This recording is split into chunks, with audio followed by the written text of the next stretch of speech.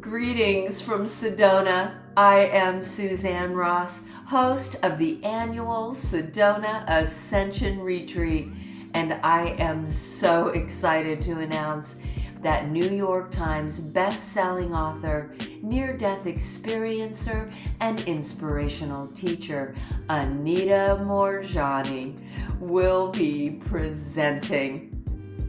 Alan Steinfeld, host of New Realities TV, and I had the honor of interviewing Anita and exploring many profound topics that are relevant to our lives today. Welcome back to New Realities. I'm Alan Steinfeld, and I'm joined again with Suzanne Ross, who is the founder and producer of the Sedona Ascension Retreats. And we're joined by one of my favorite people, one of my very special guests and speaker, Anita Moorjani, who's going to be appearing in Sedona, March 8th to the 10th. Suzanne, do you have anything to say about that conference?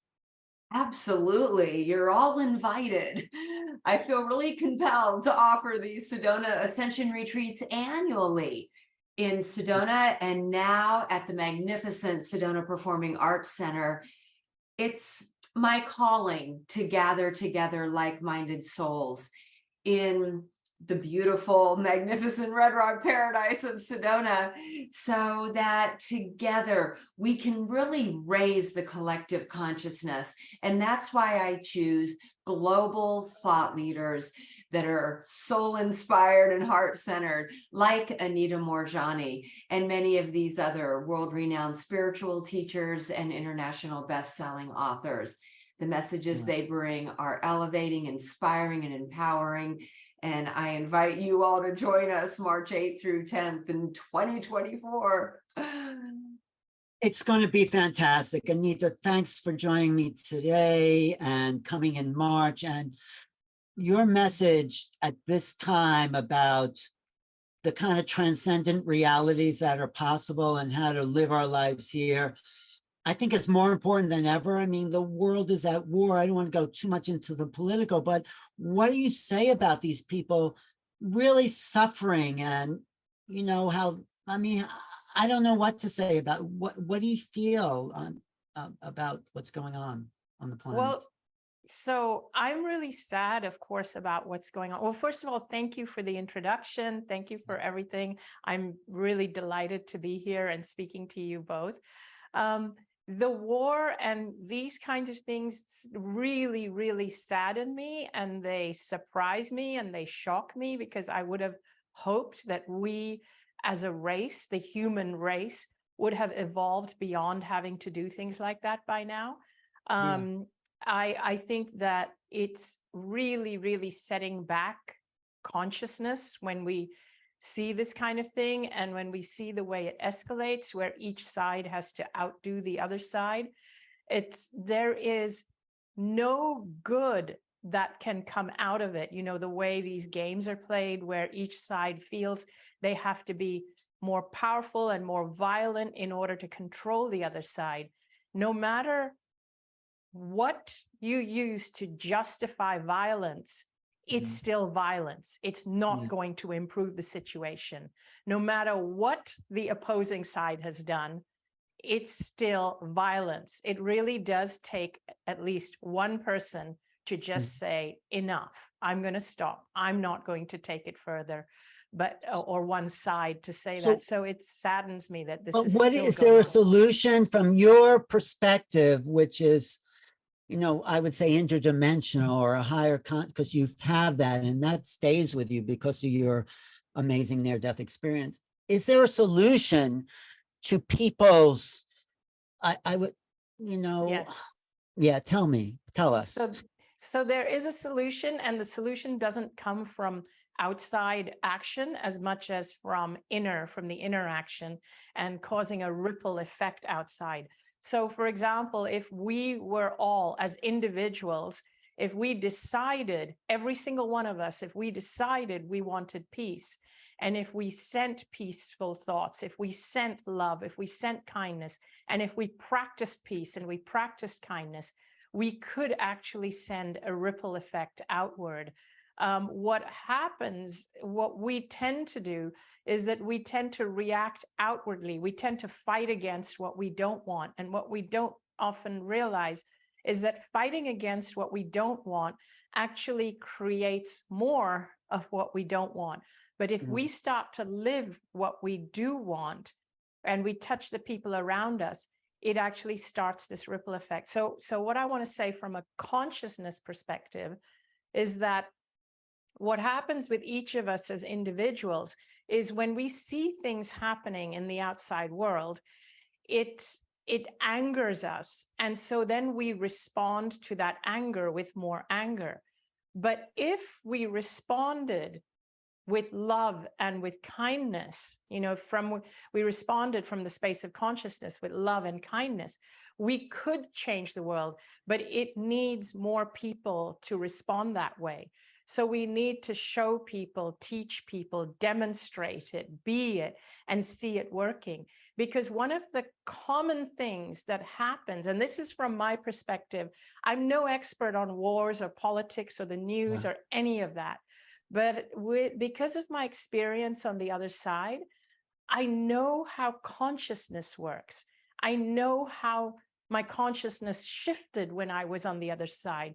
My consciousness shifted to the point where it caused a physical reaction in my body that defied anything that could have happened to me physically if they approached it from the physical. In other words, when you approach something from the consciousness, it magnifies it. It happens so much more effectively and faster than if you approach something from the physical. So basically, if we see something that angers us and we then react to it from the inside, from the conscious level, oh, I don't like this. This is making me angry. I don't like what's happening in the world. What do I want to see in the world? So I actually then start to work at it from the consciousness level. Let's spread more love. Let's spread more light. Let's spread more peace. Let's spread more kindness. Then we start to touch other people who do the same. So here's what actually sets it back. What sets it back is when people see this, and this happens to me all the time, is when people see me doing what I do. And what they do is instead they kind of attack me and they say, there's people dying, there's wars happening, and all you can do is spread love and joy. You're so delusional. You're living in a dream world. You're living in a bubble. What they don't realize is that energy that they're holding and spreading, that fear that they're spreading, that anger they're spreading, is actually spreading more of what we don't want. But I get where they're coming from. I get it. It's it does kind of ignite an anger or a fear in you. But unfortunately, that is actually fueling the fire of the planet as opposed to quelling it. I hope that made sense. No, that does. But the one thing I think people have to realize or do is forgiveness. Even though there's awful things happening, how do people find in themselves the ability to forgive such horrible things that have happened? So in a way, I'm going to say that it's not for us to forgive or not forgive. That's something that happens at the consciousness level. We should not be taking on the burden on a human level, because that's what depletes people. Really, if we can just do our part to just help, to spread peace, to help those who are in pain, to help those who are in fear, to help alleviate the fear. One of the things that I don't like is how much fear gets spread, not just about the wars, like why do we have wars? It's because we see people as being separate from us or see people as being enemies. Now, I want you to think about this. Is the war actually between the people of the countries? No, it isn't. It's between a handful of politicians. Yeah. And if the people could have their way, You ask anybody in any country, anywhere, nobody wants war. They just want to get on with their lives. So who is making these decisions? These are the Right. few handful of people that we have put into power. We have voted them into power. We have to Right. stop doing that. We as a people Mhm. have to start coming together. And it's getting easier and easier to do that today with technology and with social media. Yeah. We have, as a people, have to stop spreading the hatred. We have to Mhm. see through it.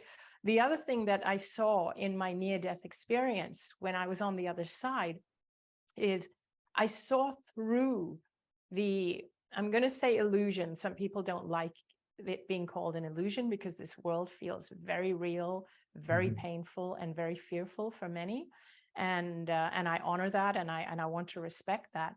But when you're on the other side, when you lose your body, you actually see through all of that, and you see that I saw that I had fallen into believing certain people, certain factions, certain cultural beliefs, certain religious beliefs, certain medical beliefs. All of that is the illusion. It's what we buy into. It's what we believe. It's who we believe. And Right. all of these voices, the loudest voices among us in our human race, the loudest voices seem to be spreading fear. And Mhm. that's what I saw through. I saw through the fear that was being spread by the people in power. And I Mhm. decided that I'm not going to buy into those voices anymore because I've seen through it. I've seen the truth. I've seen that we're not meant to be living in fear. And it Right. is with that fear that we are able to be manipulated into going into war, or into seeing other people as an enemy, or into believing that we are just a victim of our illnesses, and so on and on. It's because we buy into the fear, and we Yeah. will then do anything to try and get out of the fear. And so we become very easy to manipulate.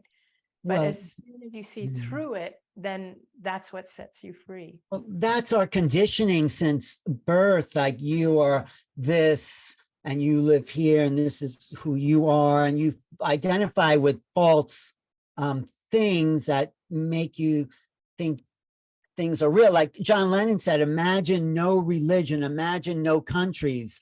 That's the world I think is possible, you know, And and yeah, we're hopefully, because I think the internet, you're right, and the conferences Suzanne is doing and TCCHE is bringing together this global awareness that consciousness, people, spirit is the thing, and there's no religion and country that owns that. So exactly. That's how it is on the other side. You know, there is no religion. People fight over religion here, mhm, claiming that their religion is what we're going to experience when we cross over. right. And some people don't like it when I say this, but none of that is true. None of it. There is no religion on the other side. Well, that's why your message is so important, because this is not philosophy you're talking or things you've learned as a theology. This is your real experience. And that's why coming back and speaking to the world is one of the most important things anyone can do. I mean, I know Suzanne feels that way. Suzanne, you want to jump in? One of the things that really stood out for me was your omniscience and omnipresence as you transcended into the higher realm.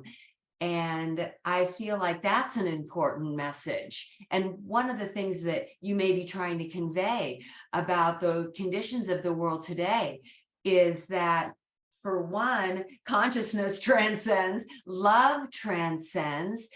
And as such, there's a oneness. And so when we hold the higher vibration of love, light, healing with an intention to transcend the suffering, and we don't buy into the lower frequency of the fear and the control and the power, that we spread that across this shared field of a collective consciousness. And then in that way, we step into this omniscient consciousness, right? Where we're trying to hold that higher vibration that transcends the suffering of all, since we are so intricately interconnected in this field of collective consciousness. Mm. Yes, yes, you surmised it very well, 100%. Thank Mm. you. So where I want to go with all this is that, yeah, there's wars and awful things happening, and there seems to be a shift in the field of consciousness. More people are open to what you're saying, Anita, and what lots of people in the human potential movement. And then there's this other thing we've talked about just before on the phone, that there seems to be a break in the worldviews about, are we alone in the universe and not? And the government's coming forward, and there's cracks inside that secrecy. And you had some really important things to say, I feel, about this extraterrestrial existence. It might be interdimensional. So do you want to share some of the things you talked about before? Sure. So first of all, I absolutely believe there is life beyond this earth. I would be sadly disappointed if we were the most evolved form of life in the universe. I mean, we still have a long way to go. So there is absolutely life. And then the ones that seem to break through and kind of appear for us, like the ones that people, of course, have had sightings of, not only of UFOs, UAPs, but also of extraterrestrials. I think they are already here. I think they live among us, but they're trying not to scare us. They are of the same belief that they don't want to spread the fear. This is what I feel. Again, I want to say I'm not an ET expert or a ufologist or UFO expert, but I do know how consciousness works because I was there. And so I believe that if extraterrestrials are able to appear before us, which they have, UFOs have appeared and people have reported sightings, the fact that they can be here means they are extremely evolved, far more evolved than the human race. And I do believe that they're here to help us in our evolution. But at the same time, they're very sensitive to the fact that they don't want to appear too fast, and they don't want to appear in front of the wrong people, because again, they would just be spreading the fear, which is what we don't want to do.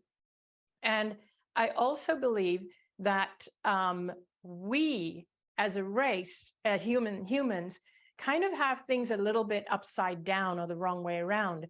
And when I say I understand how consciousness works, consciousness is always growth oriented, healing oriented. It is consciousness is not competitive. Consciousness is more unifying oriented. It's peace, love oriented. It's very much flows in tandem with nature. It's very much in terms of what is nature is growth oriented. So that's what consciousness does. And humans, though, in competitiveness, in trying to hold on to power, we actually work against consciousness when we do that. Yeah. We work against consciousness when we develop technology to go into war, to fight with other nations. But if we were working on technology to bring peace and to feed the planet, consciousness would work with us and in our favor. So would extraterrestrials, so would life from, whatever evolved life from other planets. They would work with us to make it happen faster and faster. So back to what I was saying, when I was in the other realm, I was immersed in full consciousness. And in that full consciousness state, I was immersed in that. I knew that from that state, my body would heal because consciousness goes towards that.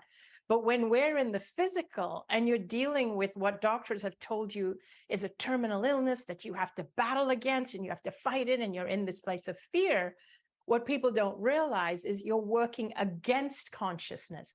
So even our medical system, again,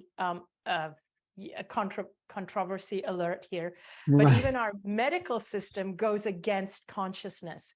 If we learned a system of healing that went with consciousness, we would have the answers to things like healing cancers and other chronic diseases. We would attain those so much faster if we worked with consciousness rather than against consciousness. And I think ETs are here to help us to work with consciousness. And if we want to develop faster as a race, it's not about going outward and developing technology to compete with other countries, but it's about going inward and becoming a more conscious, aware species, and the technology will come to us. The inspiration to develop far more advanced technologies will come to us. Well, the other thing I want to ask you about that is because we've talked about this before, and I appreciate, addressing the subject because it is a little out of your field. But you said when you were in that other place, you caught glimpses, I think, of like other realities and maybe other forms of being. Can you maybe go back and talk about what you saw and how those interact with human beings in a sense? So I was aware that I was surrounded by beings, many of whom I didn't recognize, and I just felt they were my guides. But from the perspective, however, I have no way of knowing or being sure whether I know that they continue to exist right now. So first of all, scrap what I said about I have no way of knowing. I do know that they exist and are helping me. But what I meant is I have no way of knowing whether these guides are what appear to us as ET. That's what I wanted to say, is that they are guides on the other side. Our spiritual guides could well appear to us in the form of extraterrestrials. They are so advanced, is what I'm trying to say, is that because when we cross over, what greets us is what brings us comfort. So if you are a strong advocate of Jesus, for example, and you will feel comforted by seeing Jesus, that's who will greet you. But if you are somebody who really believed and followed Kuan Yin or Buddha, that's who will greet you. If you are somebody who painfully misses a parent who passed away, that's who will greet you. And so even ETs and even our deceased loved ones and even our guides who appear to us while we're in the physical and while we're alive, people say they saw glimpses of their spirit guides. Maybe even they appear as extraterrestrials, because extraterrestrials, or if somebody is going to travel from another dimension and from another world, millions of light years away, if they have the technology to come here, they certainly have the technology to appear in whatever form that brings us comfort. And they certainly have, the technology to leave their physical bodies and come back into their physical bodies. There's so much that we still don't understand. But are you saying that who we see on the other side is sort of a projection of our own belief systems, or are we pulling that energy to us because we're aligned with it? I'm not sure what you mean. It's the latter. We're pulling that energy towards us. So what I'm not saying is that they are figments of our imagination. There are guides. We are surrounded by beings all the time, trying to guide us, trying to help us. But the problem with most of us is that we don't tune in. We don't listen. We don't believe it when we hear. We dismiss it. We tend to listen to the noise and the fear-based messages of this external world, as opposed to the comforting messages and the guidance that is connected to our internal world. Right. Thank you. During Suzanne, my you have... conference, I make a distinction. Let's, first of all, there's the oneness, but the distinction between the extraterrestrials and the ultra celestials. And I find that fascinating. And part of my inspiration for that is my dear friend, Dr. J.J. Hurtak, in his books that outline how there are sort of these heavenly, angelic, ultra celestial beings that are maybe in the higher heavens who can greet us on the other side. And very possibly, of course, our past loved ones, and maybe some of these ascended masters like Lord Sananda as Master Jesus, appearing before us, who could very well be extraterrestrial in nature. But I just find it interesting to explore what the difference may be between extraterrestrial races who would be incarnated on other planetary spheres and sort of these ultra celestial beings that may be more angelic or heavenly in these higher, more spiritual planes. Yeah. Does that make sense, Anita?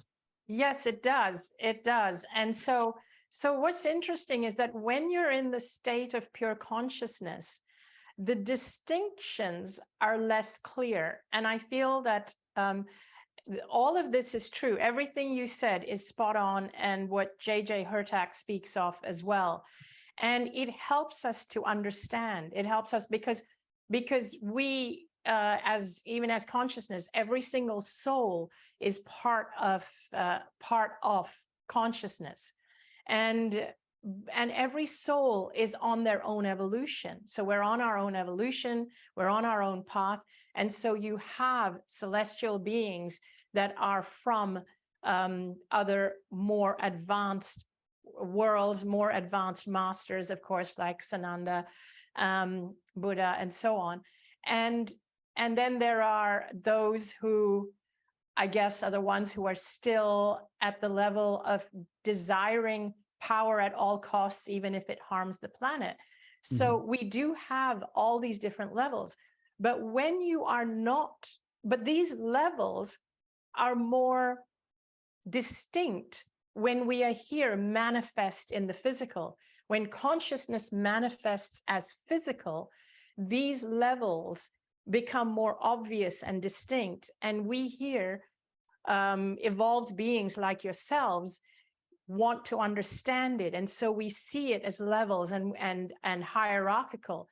But when we are in the state of pure consciousness, nobody can harm us, and so in that state we don't quite see the levels in the same way. There's no real hierarchy, there's no wars in that state, but every soul is kind of at a different level of their growth.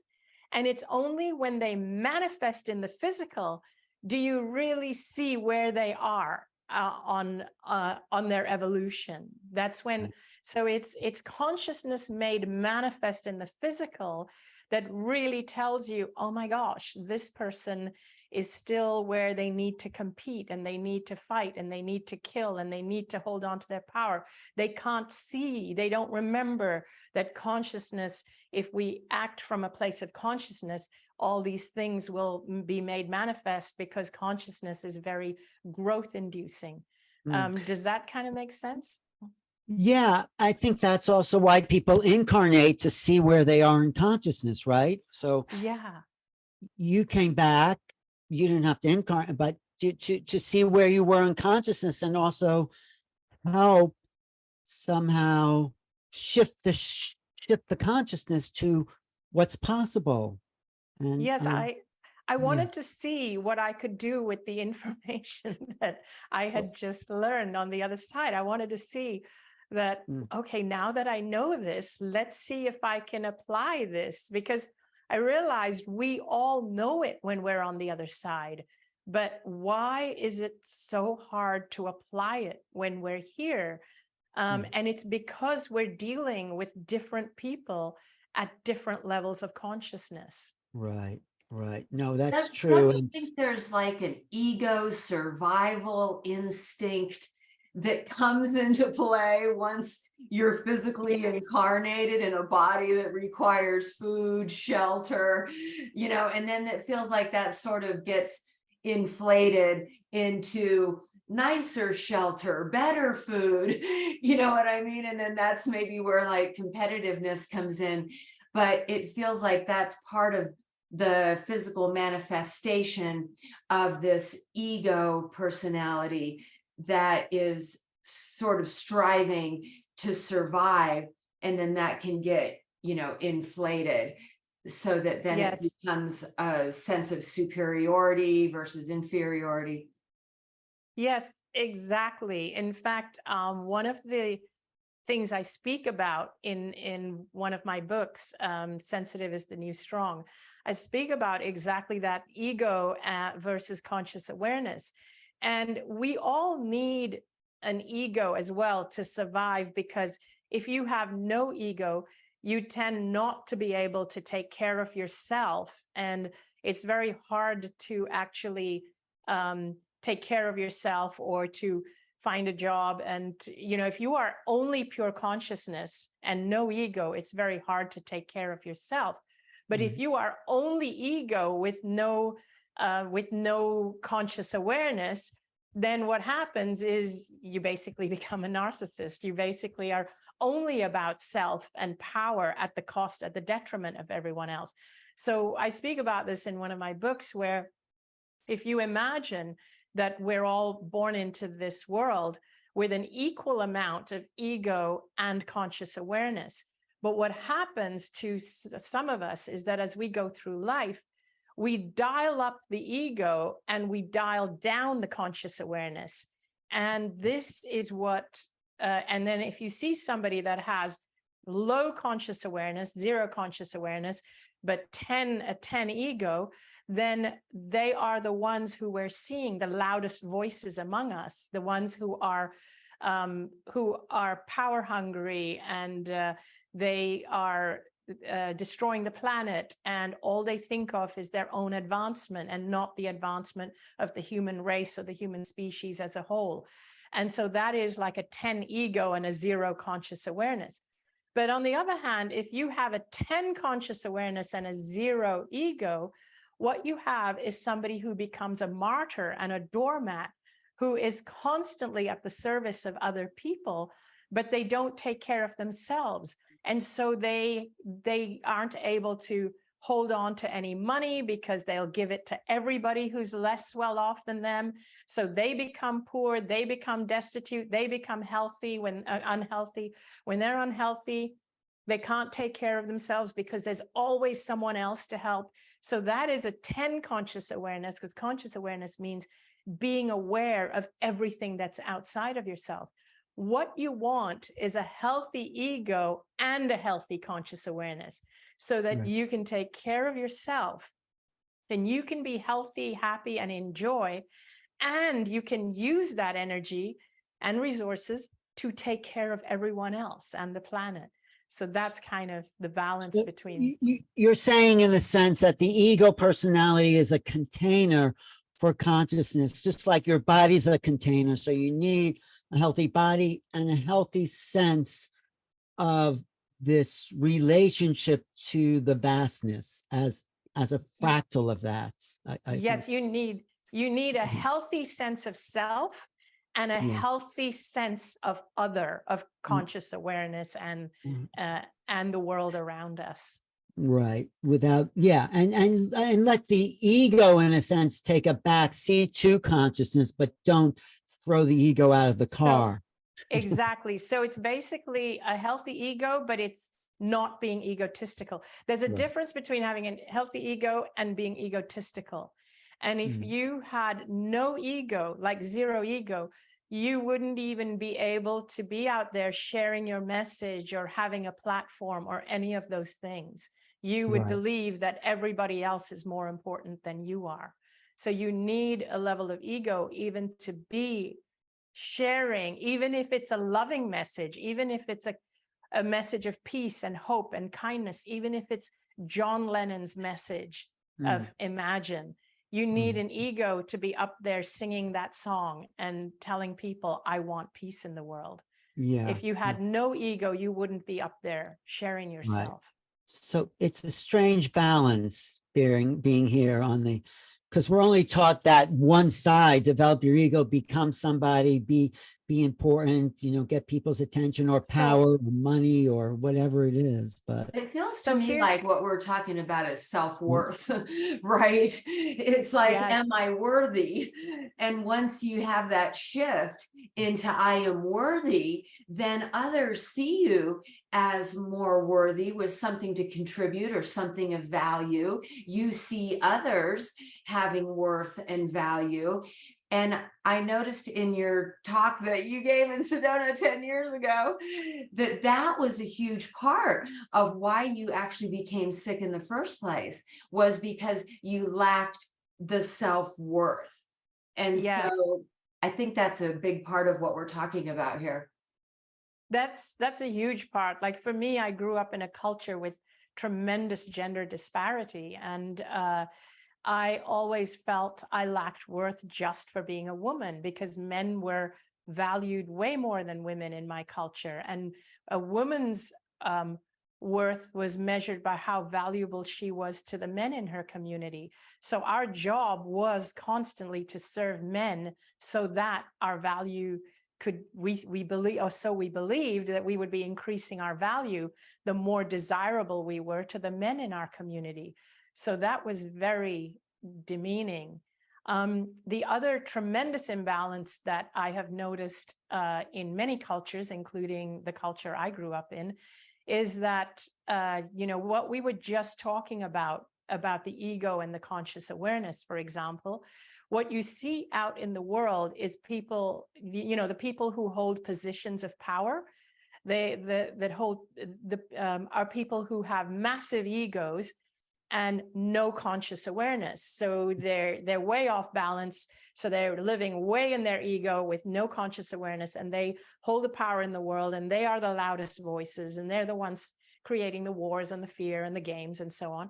But then on the other side of the coin, you have all these people that want to do good in the world. And so they go to spiritual teachings, and this is me when I was growing up, and you go to traditional, conventional spiritual teachings that teach you that the ego is bad, that to love yourself is selfish, and it's better to give than to receive. And so what ends up happening is that you deplete your own ego to the point where you're not even out there. Like I depleted my ego and depleted my self-worth because I thought it was egotistical to take care of my needs. I did that to the point where I became a doormat and I became invisible. So you create this imbalance where the people who want to spread goodness are being fed messages that they have to make themselves small, they have to be meek, they have to serve, they have to be martyrs, while on the other side, and so you're basically softening their voices more and more, and you're silencing them. And on the other side, the voices that are getting louder and louder are the controlling, egotistical voices that are taking over the world.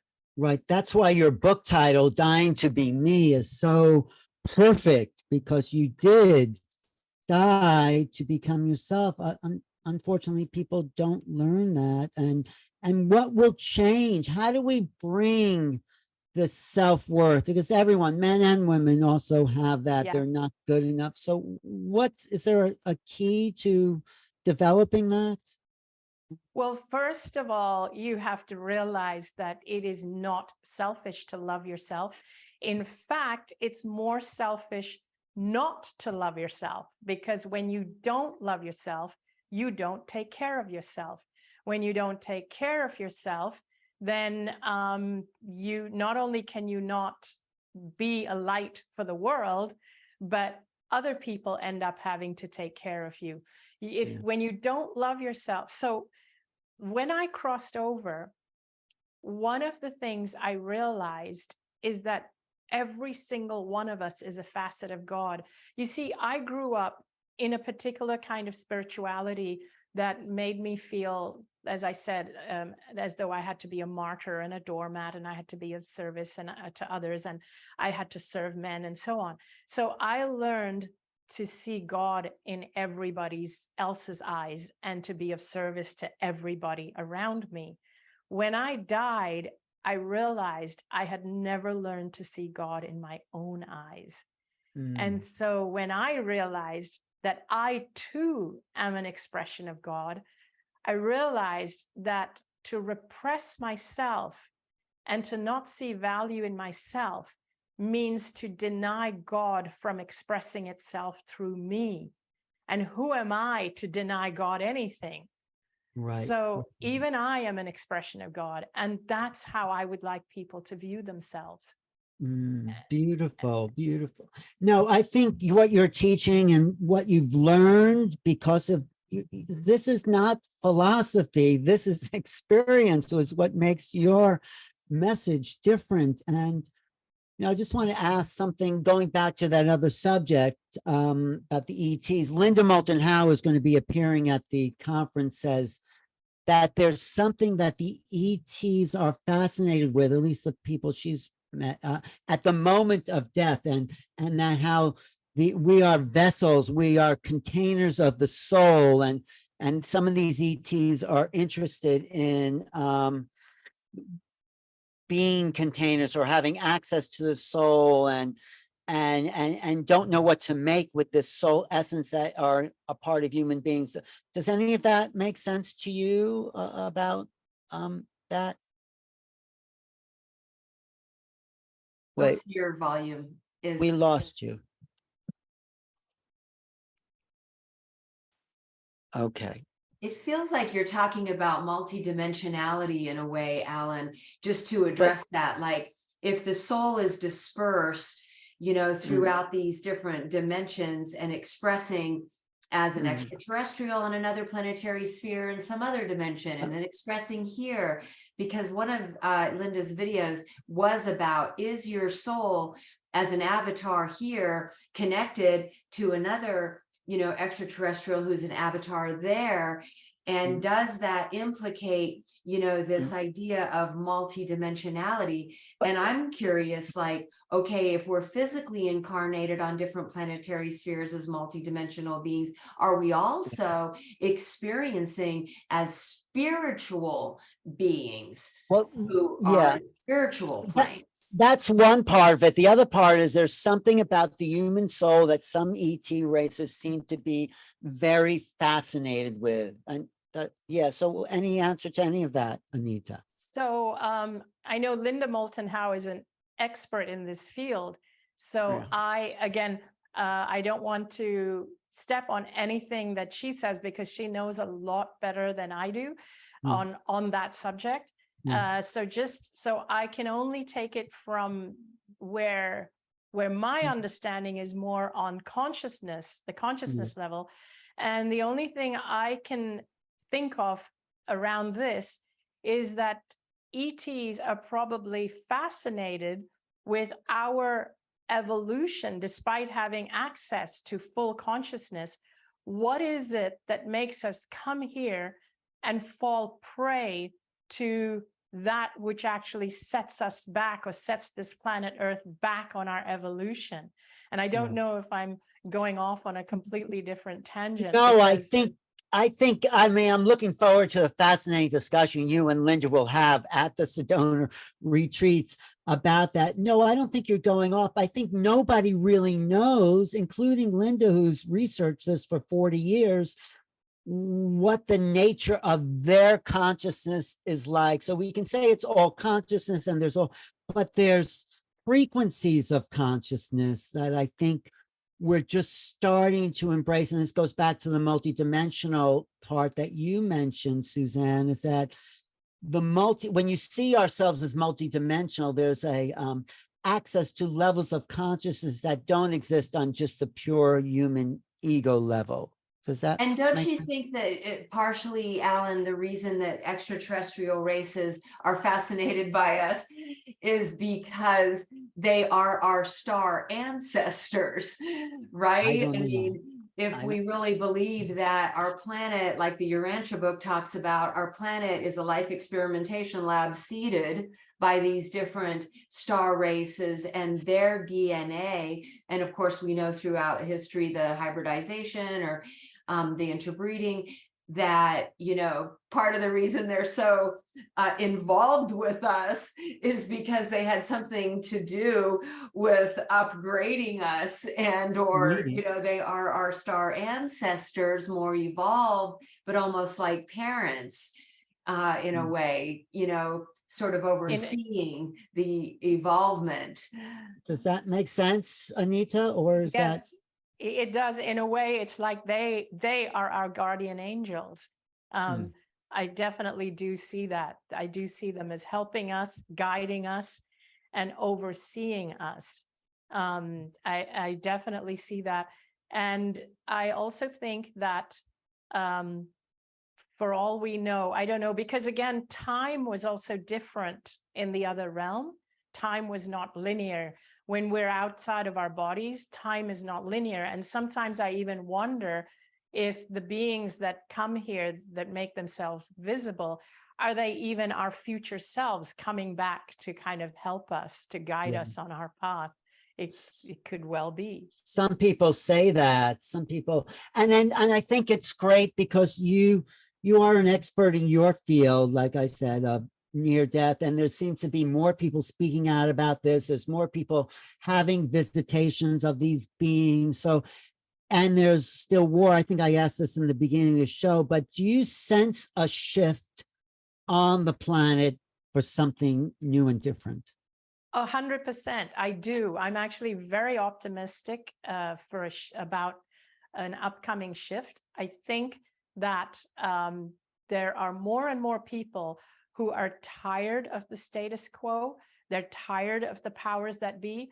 The reason why it feels worse is because the powers that be are holding on tighter to fight against what is coming up for them. And that's why it sometimes feels worse. It's because they're fighting back harder. But more and more people are becoming aware and consciously aware, and more people want this shift and want this change. So we just have to ride out this period of time. And in fact, this is the reason, this is what inspired me to write the book Sensitive is the New Strong, because right now, the loudest voices among us are the ones who are the people who are less consciously aware. They're the ones who are the leaders in our world, and they are the loudest voices, which is why the world feels so challenging. But if the more consciously aware among us, the more sensitive people, the more compassionate people among us, if they were to start to become the louder voices, we could actually see that shift very, very quickly. Because unfortunately, most people who are consciously aware, who are more sensitive, who are more empathic, they tend to also be more introverted, more shy, more frightened of speaking out. Right. But we actually need these people to speak out more and start to become the louder voices and start to take on positions of power. They shy away from power, which opens up the positions of power for the ones who actually are not consciously aware. You know what, Alan, the other day you said something that really struck me, and I've been thinking about it for the last couple of days. Okay. And what you were saying is that maybe we have to get pushed to a certain point where we may have been more complacent, or we may have been more compliant, but then suddenly we're pushed to the edge where we finally say enough. And if we think about it in our own lives, like I am kind of a pushover and I'm really non-confrontational, and I'll put up and I'll put up, and then all of a sudden I'll say enough, and then I'll stand in my power and I'll do something about it. And my voice, may become louder, and I may look for a solution that serves the highest good for all. But I think that, this may be relevant to this conversation. And I really look forward to reading your book, Sensitive is the New Strong, because I really feel like that could be a backlash of what these people in power with their wars and with, COVID and this, it's making people rise up to say, enough is enough. Yeah. And now we're Yes. going to stand in our own power, and we're going to declare our sovereignty, and we're going to create heaven on earth. Exactly. Exactly. Well, Exactly. it goes back to what Bashar Darrell Anka, who's also be at the Sedona conference, says.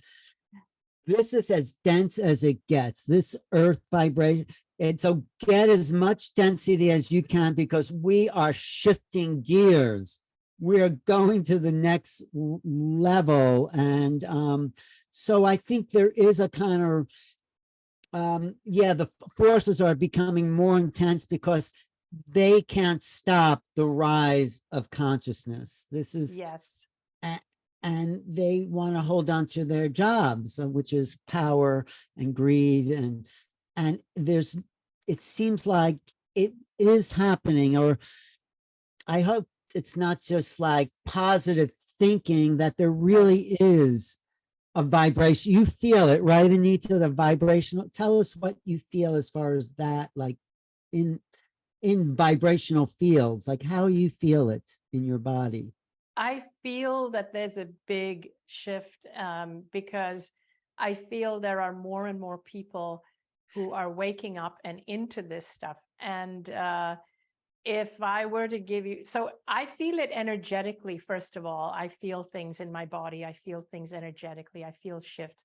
But if I were to put it tangibly as an example, is that a lot of organizations that are, let me take it to health and healing then.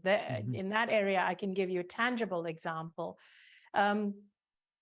Previously, when people used to do or have clinics and things that were not mainstream, they were complementary offerings, most people would consider that to be quackery. I'm going back 10 years, 15 years. Most people thought that it was quackery.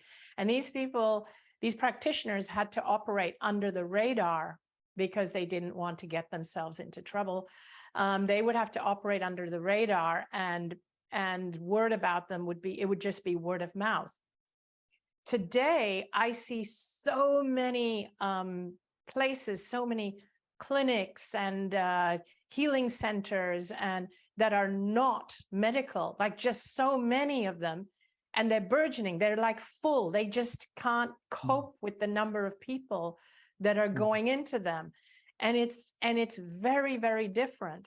There's still a whole faction of people that are pushing back and trying to say that's not FDA approved. And so, and insurance won't cover it. So people are still forced to go the medical route. But those types of clinics and venues that are not mainstream, that are complementary, they are growing and they are getting more customers and clients because mainstream is not working for them. People are getting tired of mainstream everything.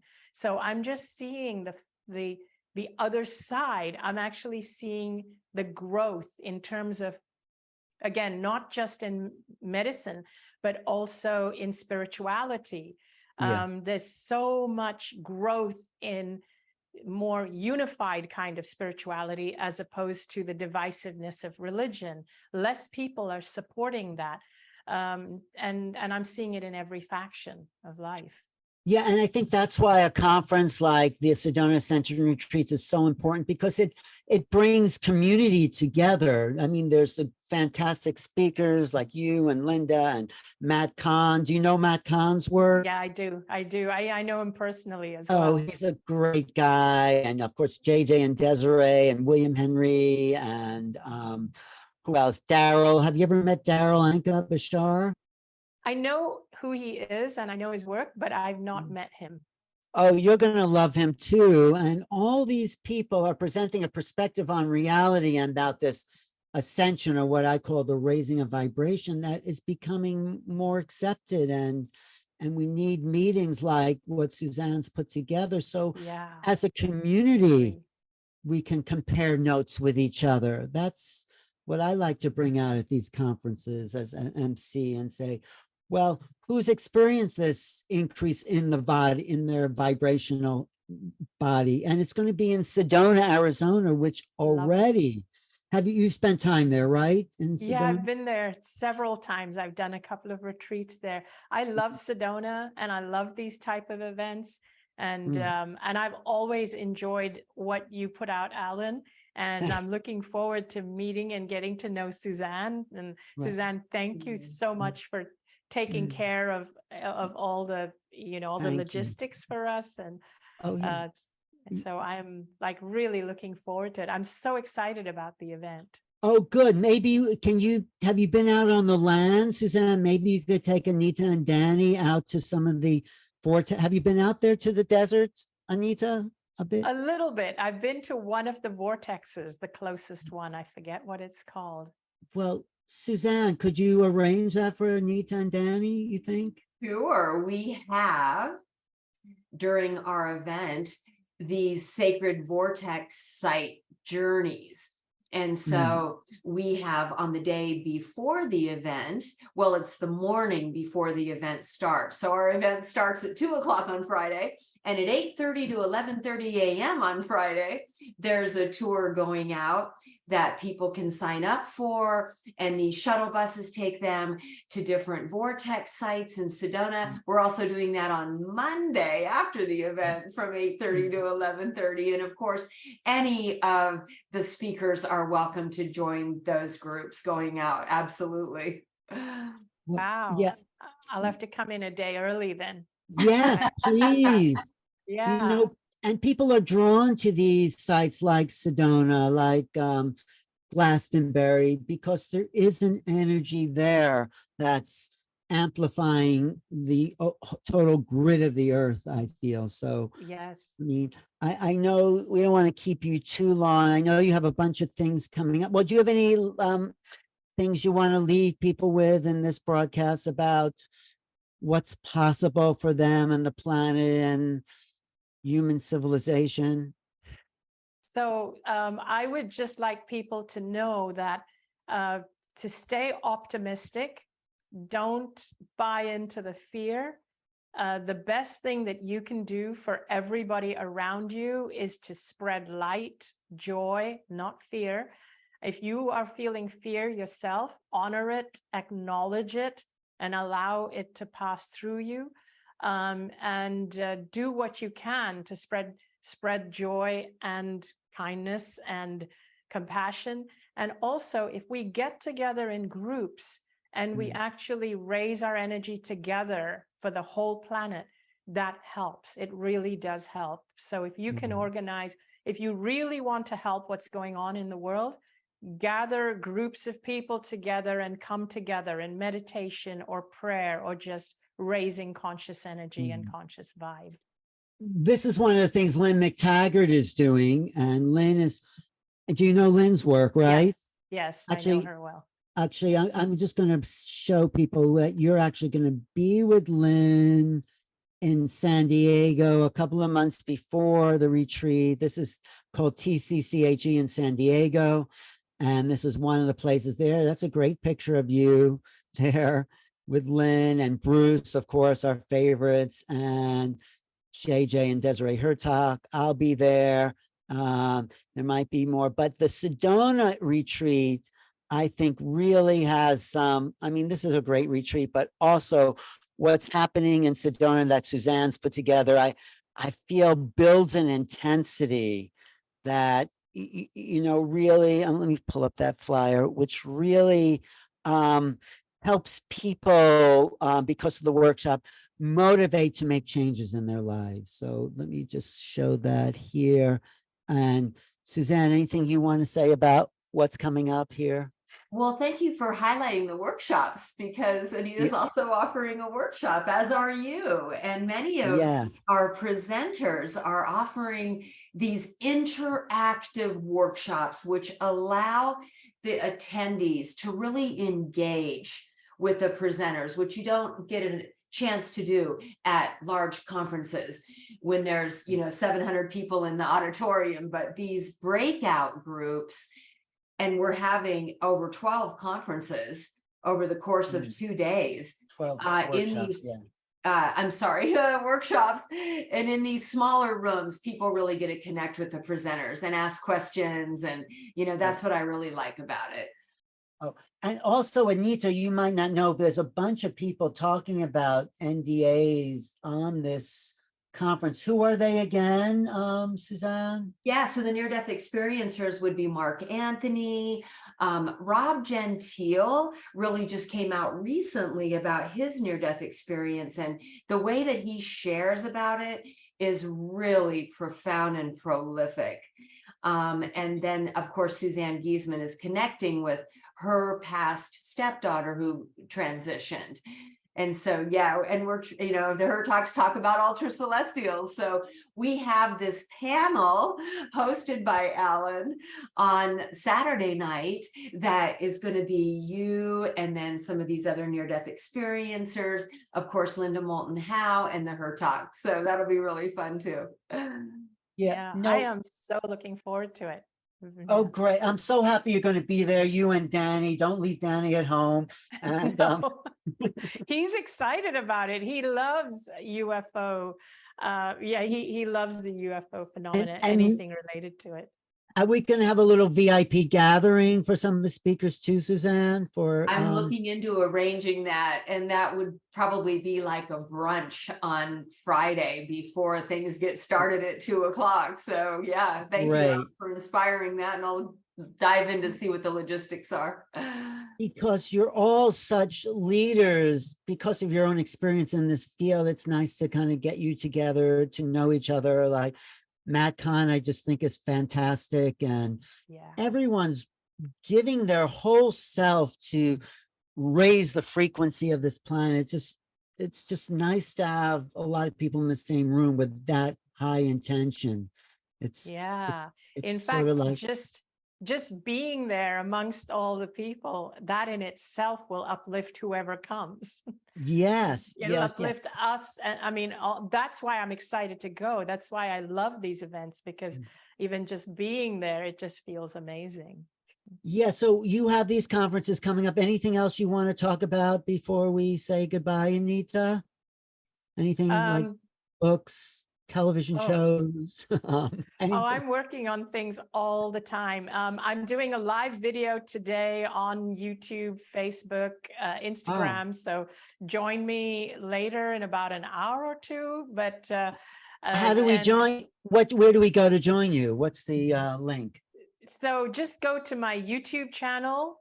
So it's Anita Moorjani official YouTube channel, and I will be live there. Yeah, so join me on my YouTube. I have YouTube videos every week. I would love for people to just come and follow me on YouTube and social media, or check out my books, or just attend this event, the Sedona Ascension Retreat. I would love to see people at that event. I love physical live events because I like being in a room full of people who are like-minded and of the same vibe. Right. And, I just want to say, Anita, I noticed like you are so much more grounded and focused and direct. And it's not just like you're relying on the experience that you had, but you seem to be integrating it in an evolutionary way. So does that make sense? Like, Thank you. I appreciate you saying that. I love that. Thank you. Yeah, no, I really feel it. And there's so much more confidence, and, you know what you know, and you're open to what you don't know, but there's a place where you're able to ground this message for the future in that experience and take it further. You're not just relying on that experience, but that's why I feel there's this integration that's really solid there. Oh, I love hearing that. I really appreciate that. Thanks. I said to Alan after reading your book that it's less about what happened on the other side, and it's more about how you can make the most of your life on this side. Yeah. Wow. Thank you for saying that. And that's my mission. My mission is to actually help as many people as I can, and to actually create a shift in people, a shift in the way they view their lives and the world. And I want to help people to see through the fear that has been conditioned into us. Mm. Thank you. Thank you. Thank you. I love the sign behind you. Be kind. And I'll ask Danny, what kind should we be? No, but no, thanks for you. Danny, Thanks say for- something here. Danny's always welcome to jump in. I know he's, yeah. But anyway, I look forward to seeing you in San Diego and everywhere. And thank you, Suzanne, and everyone watching. Subscribe to this channel. Take out a super chat and go to Anita's channel. And what's your channel, Suzanne? What's your YouTube channel? Sci-Spy, SCISPI is my YouTube channel. It's merging science and spirituality. My Oh, genre I is thought- Sci-Spy. Thank And plus I have all these videos on the homepage of the website. Right. Well, thank you, Sedona Ascension Retreats. Go there, sign up, join us. It's going to be a real lot of fun with really some of the just people I really like, and special people. So thanks Thank again, you. Anita. Thank Lots you, of love. Anita. Thank you. Thank you both so much. Thank you. Thank you, Suzanne.